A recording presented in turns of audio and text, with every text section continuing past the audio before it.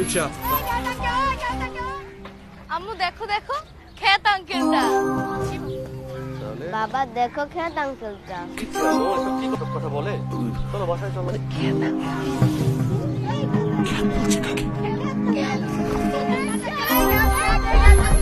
এই এদিকে এসো, সবগুলো এদিকে এসো।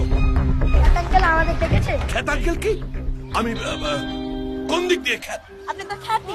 মানে তোমাদের কোন দিক দিয়ে দেখে আমাকে মনে হচ্ছে যে আমি খ্যাত? যারা যেখানে সেখানে ময়লা ফেলে আমাদের এই সুন্দর পরিবেশকে দূষিত করে তারাই তো খ্যাত। সবাই তো এখানে সেখানে ময়লা ফেলছে, আর আমি ময়লা ফেললেই খ্যাত হয়ে যাবো? ময়লা সব সময় নির্দিষ্ট জায়গায় ফেলতে হয়, না হলে এই ময়লা থেকে বিভিন্ন ধরনের রোগ জীবাণু ছড়ায়, আমাদের পরিবেশটা দূষিত হয়। যারা আমাদের এই পরিবেশটা নোংরা করে তারা সবাই খ্যাত। তুমি তো একদম ঠিক কথা বলেছো বাবা। আমি আসলে রফিক না, আমি আসলেই খ্যাত।